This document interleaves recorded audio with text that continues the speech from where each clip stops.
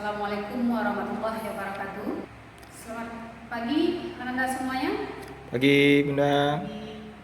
Baiklah, kita masuk kepada perkuliahan kita pada pagi hari ini, yaitu tentang keterampilan berbicara.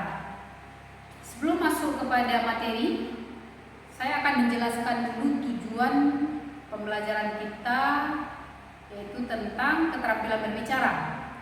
Jadi tujuan dari berbicara ini secara umum mahasiswa nanti akan menguasai bagaimana dia bisa berbicara menjadi seorang guru di depan kelas.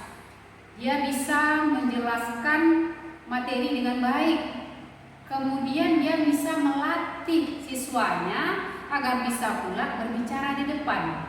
Jadi intinya tujuan perkuliahan ini adalah bagaimana mahasiswa nanti menguasai teknik-teknik keterampilan berbicara yang baik, termasuk nantinya menjelaskan materi ajar dengan baik sehingga dia paham ya bagaimana konsep menguasai materi dengan baik.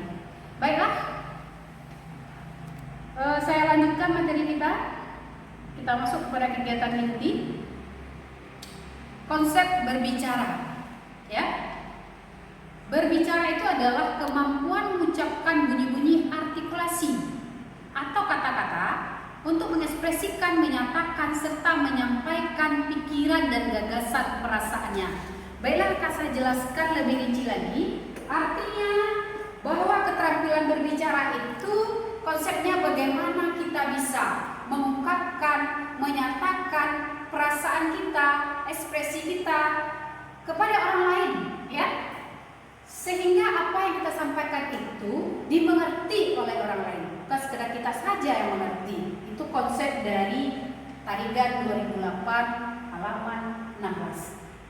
Kemudian konsep lain dari Bronyule itu mengatakan bahwa kemampuan berbicara itu adalah mengucapkan bunyi-bunyi bahasa untuk mengekspresikan, menyampaikan pikiran, gagasan, dan perasaannya secara lisan. Ya, secara lisan atau verbal. Kemudian kita lihat lagi pengertian berbicara dari pakar yang lain. Itu berbicara itu adalah penyampaian ide, pikiran, isi hati kepada orang lain dengan menggunakan bahasa lisan juga, dan tentu dapat dipahami oleh orang lain. Kemudian S.T.Y. Slamet ya dan Amir itu mengungkapkan bahwa berbicara itu adalah keterampilan menyampaikan pesan melalui bahasa lisan sebagai aktivitas untuk menyampaikan gagasan serta mengembangkan sesuai kebutuhan penyimak. Jadi di sini ada bahwa itu ada kebutuhan penyimak. Apa yang dibutuhkan oleh penyimak itu yang kita jelaskan. Itu misalnya kita mengajar tentang puisi. Jadi yang kita jelaskan di situ bagaimana unsur puisi, pengertian puisi, dan bagaimana menulis puisi dengan baik. Itu contohnya ketika kita menjadi seorang guru. Jadi dapat disimpulkan bahwa berbicara itu adalah kemampuan mengucapkan kata-kata dalam rangka menyampaikan atau menyatakan maksud, ide, gagasan, pikiran, serta perasaan kita yang disusun sesuai dengan kebutuhan penyimak agar apa yang kita sampaikan itu dipahami oleh penyimak itu sendiri. Kalau kita sebagai seorang guru ya, calon guru itu oleh siswa kita, bagaimana si guru bisa menjelaskan materi ajar sehingga apa yang kita jelaskan itu dimengerti, dipahami oleh siswa kita. Ya, tujuan menyimak itu ya, tujuan utama menyimak itu yang pertama itu untuk berkomunikasi tentunya. Bagaimana kita bisa berkomunikasi dengan orang lain, baik dalam kehidupan sehari-hari maupun dalam kegiatan pembelajaran. Apa itu komunikasi? Ya, bisa kita lihat. Komunikasi itu adalah pengiriman dan penerimaan pesan atau berita antara dua orang atau lebih sehingga pesan yang disampaikan itu dipahami oleh penyimak. Ya, agar pesan itu dapat dimengerti oleh penyimak, maka disampaikanlah secara efektif. Pembicara harus memahami apa yang disampaikannya atau dikomunikasikannya. Jangan sebagai seorang calon guru kita tidak paham materi ajar kita tidak mengerti apa yang akan kita sampaikan sehingga menyebabkan siswa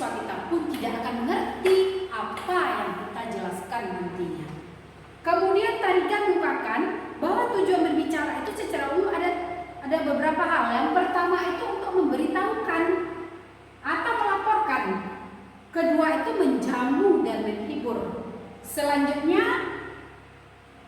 untuk membujuk, mengajak, mendesak, dan meyakinkan orang lain tentang apa yang akan kita sampaikan. Ketika kita arahkan dia ke dalam sebuah materi ajar, itu bagaimana siswa kita itu paham apa yang kita jelaskan, ya, bagaimana siswa kita itu mengerti tentang materi ajar sesuai SK dan KD yang kita jelaskan. Kemudian garis keras ya dan ST Islamet itu ungkapkan tujuan berbicara itu diantaranya meyakinkan pendengar, menghendaki tindakan atau reaksi fisik pendengar, memberitahu dan menyenangkan para pendengar. Jadi pendapat ini tidak hanya menekankan pada tujuan berbicara saja, tetapi dia juga menghendaki reaksi fisik atau tindakan dari si pendengar. Misalnya ya, Anda semuanya nanti mengajar. Ketika anak disuruh untuk menutup pintu, artinya itu apa yang kita bicarakan itu anak ada reaksinya untuk menutup pintu, ya, atau mematikan kipas dan sebagainya. Itu ada konteks di dalam berbicara.